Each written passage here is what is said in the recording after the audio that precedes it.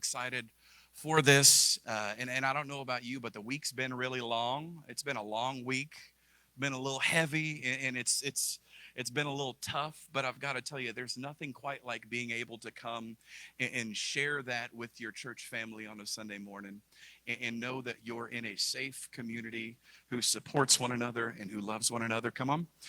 To be in this place together, worshiping and talking and spending time in community. That's what this is all about, right? I tell people often, if you're just coming for worship, you can find better online. If you're just coming for a good message, you can find way better online. And if you're coming looking for a good looking preacher, I let you down really quickly. Um, but my mom says I'm handsome, and my wife tells me that she thinks that I'm a cute fella. So she hit the jackpot, lucky her. But aren't we grateful today that we don't have to come in here and muscle through our struggles on our own? The book of Galatians says that we are to carry one another's burdens. And it says that in doing so, we're fulfilling the law of Christ. I hear a lot of people ask, what's the purpose of being a Christian? What's the purpose of being in church? I can read my Bible at home. I don't have to come here.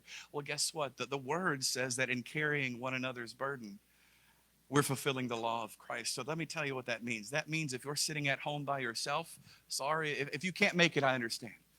But if you're sitting at home by yourself, you're not fulfilling the law of Christ because we're not living in community. Come on. This isn't a not my problem kind of church, in case we've not noticed. You know the places that I'm talking about? That's none of my business. It's not my place to enter. It's on them. Like, that's on them. I'm going to be at church regardless, but that's on you if you are not here. That's on you if you're struggling. I don't want to get involved in that. And I'm telling you, my prayer is that you find this to be true. We are not a place to attend. We're a place to belong. Come on. And we count it as a blessing to be able to live life together with you guys through the good and the bad, right? Because how many of you know we've seen all of each other at our highs, but some of you guys have seen me at my real lows. And most of that's during WrestleMania night. So if you've ever been to my house for a wrestling party, you've seen me go Hulkamaniac. But R.I.P., brother. But we just wrapped up a series on the importance of seeing Jesus in the disruptions of our lives. And today, we're kicking off what I believe, anybody want to take a guess, might be my favorite series yet. I know, if it wasn't, we'd have bigger problems. But the series is called Dear Younger Me, Lessons I Wish I Learned Sooner. And I'm sure you guys are much more responsible than I am. But some of you might be able to relate to the idea that there are just some things in life you wish you would learn a little bit sooner, that you had to learn later on, or you had to learn the hard way. Come on. Anybody ever had to learn some things the hard way and really wish you didn't have to do it? And so the concept of this series is we're going to be looking at some great pieces of wisdom that we can carry on into the next season of our lives, knowing that there's a 0% chance we can go back and tell our younger selves. But how many of us know if we learn the lesson now and apply it, we will be our younger selves tomorrow, because tomorrow will be one day older than we were today. And I've realized in doing so that one of the great pieces of wisdom that most of us can carry on is that I think everybody has an idea or a dream of going back to a place they could never go, and that is the past. No matter how good or bad it was, we can't go back and change what has been, but we can always change what will be. Come on. And so this series here, I normally map out my preaching calendar about a year in advance. This is one of the most organic series I think I've ever preached, though, in that it came about while driving in the car with my kids, in a good way. Normally those trips are not very fun, but we were listening to this song by Corey Asbury called Dream I Never Had. If you've never heard it, listen to it, but have the tissues ready. It'll make you cry. But in this song, he's telling his kids about all the dreams he wished that he had when he was younger. And he explains to them that the best thing that ever happened to him was the thing he never dreamed of, which was being their dad, being a husband, being a family man. And honestly, songs don't normally make me emotional like the Hallmark Christmas classics do. Come on, man. Christmas in July just wrapped up, Lou. Give me a break. It's been an emotional weekend having to go back to regular Hallmark. Songs don't normally tear songs don't normally tear me up, but this one did. And the emotion got deeper as the kids started to ask me questions like, Daddy, what did you dream about when you were little? Daddy, what did you want to do when you grew up? What were you like when you were my age? I said, ask Grandma. I was trouble. All of your ages, I was trouble. And this one got me. Do you think we would have been friends if we were kids at the same time? And I quickly responded that I was not nearly cool enough to run in their circles, but I would be that weird kid down the street that wanted to be. But I've spent the last couple of months kind of just chewing on those conversations and the thoughts about this. And frankly, I find myself returning to it so often when I lose my patience. Anybody ever think about your kids and realize that they're still learning how to live life? You know, I get frustrated sometimes and I'm like, why don't you get this? And I'm reminded that they're not just learning how to do new things, they're learning how to be people. And so I started thinking, I'm like, what would I do if I could make this a better situation? And I felt a strange combination of dad guilt for not teaching them enough. And I felt that paired with an excitement for the potential of what I could teach them now from the lessons that I wished I'd learned when I was younger. And honestly, I'd been looking for a piece of nostalgia to kind of get through this. And while I'll never be able to go back and tell my 4-year-old self not to put the fork inside of the electrical outlet so my Tasmanian devil keychain can fly, it would have saved our apartment from blacking out. I'm telling you, I thought that was the lowest moment that I would ever live. But then I realized I'll never be able to go back and tell 8-year-old me that the bowl cut, long jorts, and tie-dye t-shirt combo that I did my pictures in would live to haunt me as my kids bring it up every time I tell them that their outfit looks a little off. I'll never be able to go back and tell 15-year-old me to just wait a few more weeks until I was a licensed driver before taking my car out to pick up somebody from school and getting 5 tickets along the way. Yeah, that was even worse because I was not licensed. Let me repeat that. I was dumb. I'm a little less dumb now, but I also realized I'll never be able to go back and tell 21-year-old me on my wedding day to just simply accept the fact that Vanessa knows more than me and listen every time she tells me that what I'm doing is dumb. It's like that Dwight Schrute interaction with Michael Scott. What's the best piece of advice I've ever given you? Don't be an idiot. He says, every time I start to do something, I ask myself, would an idiot do this? And if the answer is yes, I don't do that thing. Right? That's what I would have said. Hey, Vanessa is going to tell you the dumb things that you should not be doing. And I've realized after many, many years that she is, in fact, the wisest and kindest, most loving woman that I've ever known.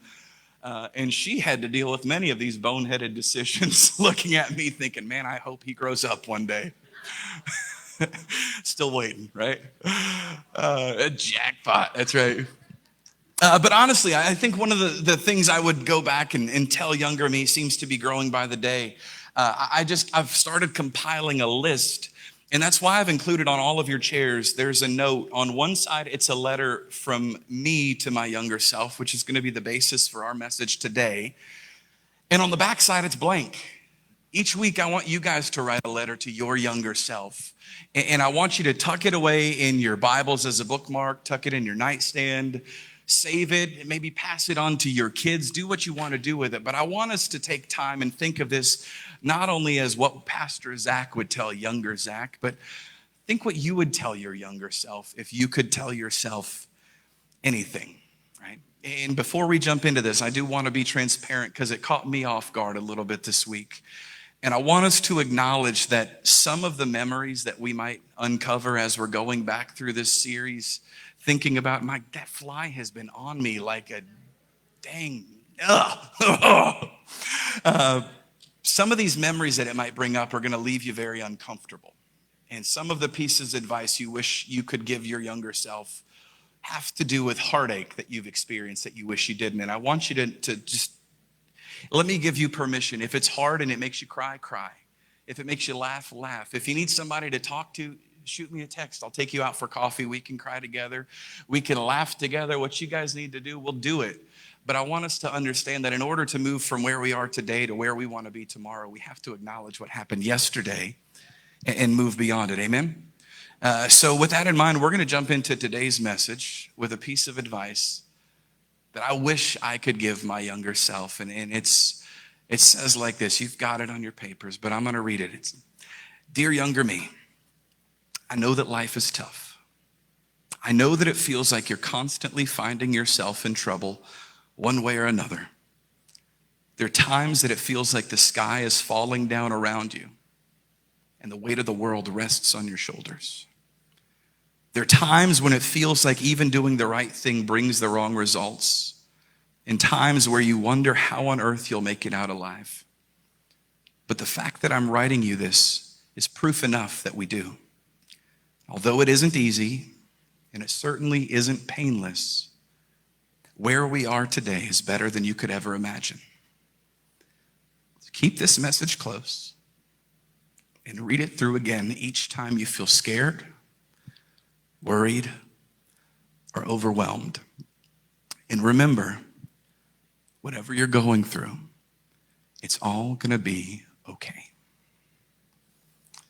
Today's Dear Younger Me topic is whatever you're going through, it's going to be okay. Jesus says it like this in Matthew chapter 6, verse 25. He says, "I tell you, do not worry. Don't worry about your life and what you'll eat or drink. Don't worry about your body and what you'll wear. Isn't there more to life than eating? And aren't there more important things for your body than clothes? Look at the birds of the air. They don't plant or gather crops, and they don't put away crops in storerooms, but your Father who is in heaven feeds them. Aren't you worth much more than they are? Can you add even 1 hour to your life by worrying?" Let me tell you this. No, the answer to that question, you cannot, but you can probably take a lot of hours off of your life by worrying. But he continues here. He says, "So put God's kingdom first. Do what he wants you to do, and then all those things will be given to you." This is our idea here. So don't worry about tomorrow. Tomorrow will worry about itself. Each day has enough trouble of its own. And it's that last verse there, verse 34, that we're going to be focusing on today. He says, don't worry about tomorrow. Tomorrow will worry about itself. Each day has enough trouble of its own. Worry is a funny thing, isn't it? Obviously, it's not ha-ha funny, but it's funny in the fact that it's weird, right? Worry is just kind of one of those things. I can't think of a single thing as common as worry, but I feel incredibly confident in saying that I can't imagine anyone telling me that they've ever found worry to be helpful, insightful, or beneficial to their life, right? In fact, I think if you were to ask most people, they would tell you that worry is either near the top or at the top of a list of things that they wish they could stop doing, but can't, right? And anybody with me on that one? And I think if we're being really honest today, what makes worry even more interesting is the fact that I can guarantee you, my gosh, not a person in this room or watching this message online can tell you the moment that they first experienced it. Because the unfortunate truth about worry is the fact that it infects us so early in our lives that most of us don't even realize we're under its spell until we see the effect that it has on the different parts of our life that it bleeds into. Come on, relationships, jobs, mental health, sleep. Anybody ever try sleeping while you've got anxiety? It don't work. You're going to have to take a lot of melatonin or Ambien. Come on, down in Benadryl like M&Ms. But Jesus says, don't worry about tomorrow. Tomorrow will worry about itself. He says, every day has enough trouble of its own. And I just got to say, I love how honest that verse is. But as I started to think about it, have you ever wondered what the word worry actually means? It comes from an old English word, wirgen, which means it's a funny word, wirgen, don't wirgen. But it means to strangle or to choke out. It's not as funny as it sounds. Sounds like I would love to wirgen. No, you know what? I'm good. No wirgen for me. I don't want to strangle or choke out. And is that not a powerful illustration of what worry can do and what it has the potential to leave us with, as it sucks your life and excitement out and leaves you scratching and clawing for every last breath that you can muster up with just enough hope that you can make it to tomorrow, right? It's powerful when you think about it. But if you take a look at the original Greek text here, it makes it even more profound with the idea that worry can cause to the soul and the spirit, as Jesus uses a word here, miremna, which is described as dividing and fracturing a person's being into parts. That's powerful, isn't it?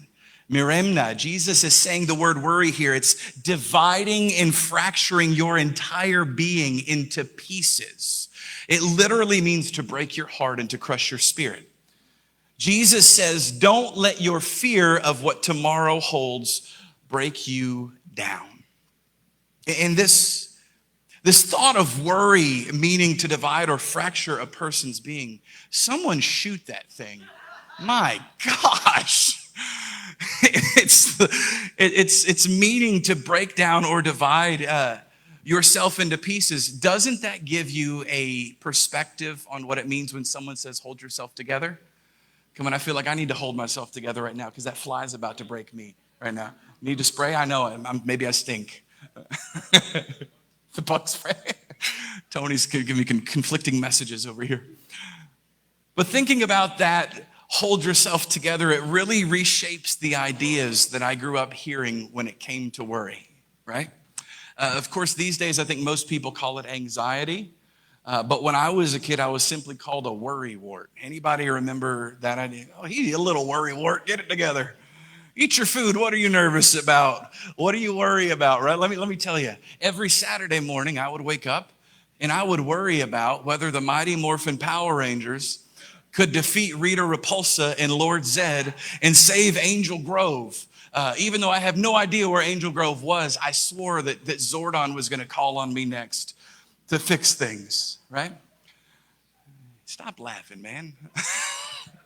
Every Monday morning, I worried when I walked into school that my friends would finally realize that I wasn't cool enough to sit with them, right? That I wasn't smart enough or interesting enough, and they would realize that I just wasn't a part of the crew, and they would go about life without me, and I would have to sit by myself in the cafeteria, wishing that Zordon would beam me into the command center. As I got older, I worried about what I was going to be when I grew up. And it came very quickly that someone told me the Power Rangers weren't real, so that was off the table.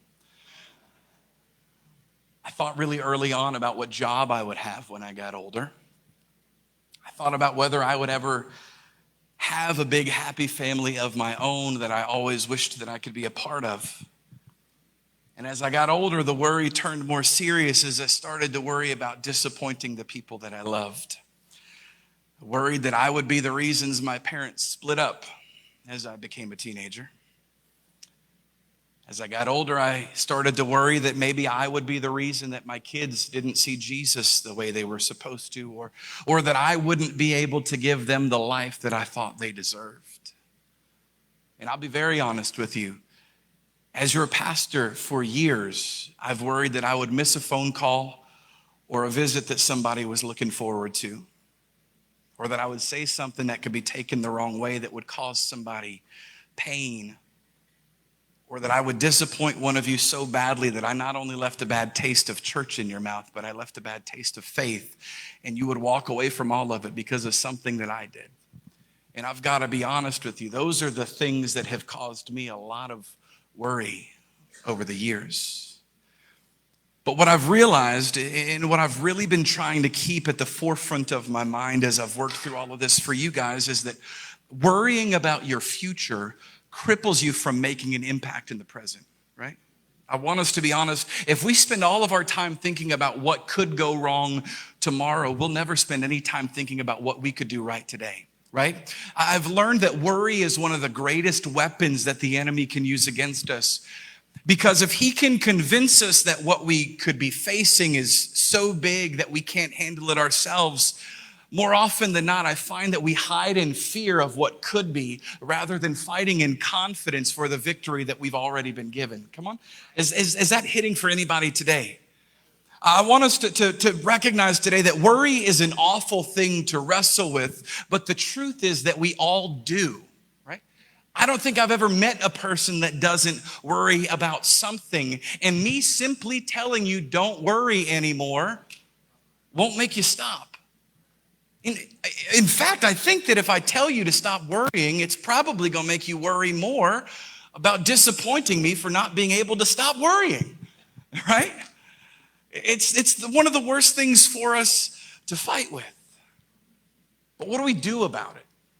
How do we quit doing the very thing that Jesus and Paul and Peter and all of the New Testament writers tell us to not do? Because it seems like a pretty important lesson. And I think the best approach is to take that question and read this command from Jesus through a simplified, literal meaning of the words that he uses. Jesus says, don't worry about tomorrow. Tomorrow will worry about itself, right? And so what he's saying here in a more literal translation is, don't allow the fear of what could be break your heart or divide your thoughts. Instead, set your heart and your mind on me. Peter gives us a piece of wisdom in 1 Peter 5:7, and he says, give all of your worries and your cares to God, for he cares about you. And I believe that what Jesus and Peter are getting at in these verses is less about controlling the uncontrollable, and it's more about training your mind and your spirit to auto-reply when the message of worry comes your way, right? Come on, it's not a command to deny your instinct. It's a command to train yourself to respond accordingly and reshape your instinct. When worry comes your way, what do, right?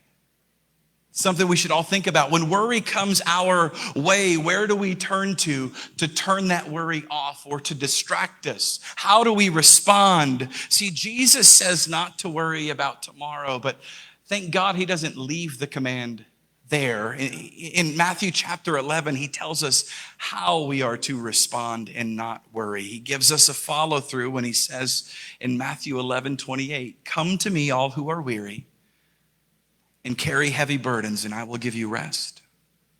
He says, take my yoke upon you and let me teach you, because I'm humble and gentle at heart. And he says, you'll find rest in your souls, for my yoke is easy to bear, and the burden that I give you is light. So how do we respond when worry starts to creep in? I think one of the greatest tools that we have as believers, this is point one, it's just 2 points today, it's prayer. We respond with prayer, right? We have to train ourselves to turn that worry into prayer, not to say that we won't worry, but when we do, we have to redirect those worries, not internally, but we have to pass them out like we're taking out the trash, right? No one likes to take out the trash. It's a chore. No one likes chores. I hear it every day when I tell my kids to do theirs. But how many of us know if you don't take the trash out, eventually you're surrounded by flies? Yeah? It's a sermon illustration I didn't even know I needed. Maybe it's telling me I'm trash. I guess I shouldn't have used that one. Come on, how many of us know worry can ruin your morning? Worry can ruin your day or your week, and if not properly handled, I don't mean to be the bearer of bad news, but I'll say it, worry can ruin your life. But the good news for us today is that God's promise is more powerful than the enemy's potential. Come on. Paul says in Philippians 4, don't worry about anything, But in everything through prayer and petition with thanksgiving, let your requests be made known to God. And here's the promise. It says, and the peace of God, which surpasses every thought, will guard your hearts and your minds in Christ Jesus. I love that promise. That as we cast our cares and our worries to him, his peace will guard our hearts and our minds, that we don't dwell on what could be, and instead, come on, we allow our hearts and our minds to not be divided, but instead we dwell on the promise of who God is through all of it. Come on? That's good news. But Paul doesn't stop there with prayer. Paul says through prayer and petition, but he also says, and with thanksgiving.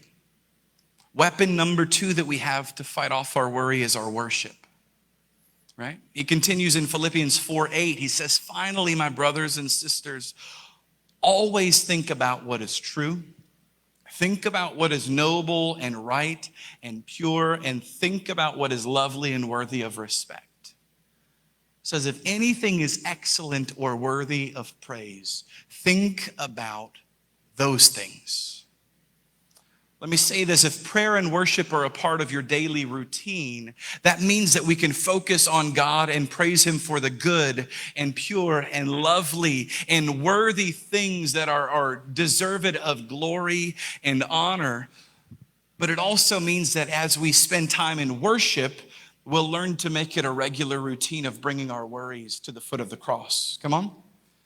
Bringing our disappointment to him as we recognize that through the good or the bad things in life, he remains in control. And as we do so, we start to recognize that there are no accidents because God is never caught by surprise. And although at times it's our own poor decisions that lead us to a place that we wish we could run from, how many of us know that God is patiently walking us through the valley while guiding us back on the path of his purpose? Amen? When I remember walking through seasons of abuse, thinking that I would never make it out. I remember in my younger years walking through a season where I wanted to take my own life, and I attempted to do so, and waking up the next day realizing that life may never be the same as it was before that happened. I remember the heartbreak after my first breakup. Anybody remember that? Thankfully, I didn't have much to break afterwards. Vanessa saved me. I remember being so tight on money sometimes early on in our marriage that I had to pawn off all of my guitars so we could pay our rent and so I could put dinner on the table for me and my newborn baby girl. And I remember in those moments thinking that it could not possibly get any worse than this. And there's no way that I could ever recover from this moment. But I've got to tell you, I hadn't had to sell any guitars in a while. We eat, you can tell, we eat a lot. God's been good. I remember the nights that I laid awake in bed thinking about all of the things that I could or should have done differently. And I remember thinking about how much different life might look if I had. But as I look back on where I've been, the undeniable truth of all of it is that I've come back more times than I've fallen down. And more times than I can count, God has stood me back up and said, you're not done yet. And I want to encourage you with this. No matter the season that you're in, no matter the struggle that you're facing, and no matter the pain that you felt or the pain that you've caused, I want you to hear me when I tell you that worry cannot give you a second of your peace back. The only one who can calm the storm is already walking with you, and he's waiting for you to respond this morning in prayer and worship. So to wrap this up this morning, I'm going to say this. Dear younger me, whatever you're going through, it's going to be okay. Would you pray with me?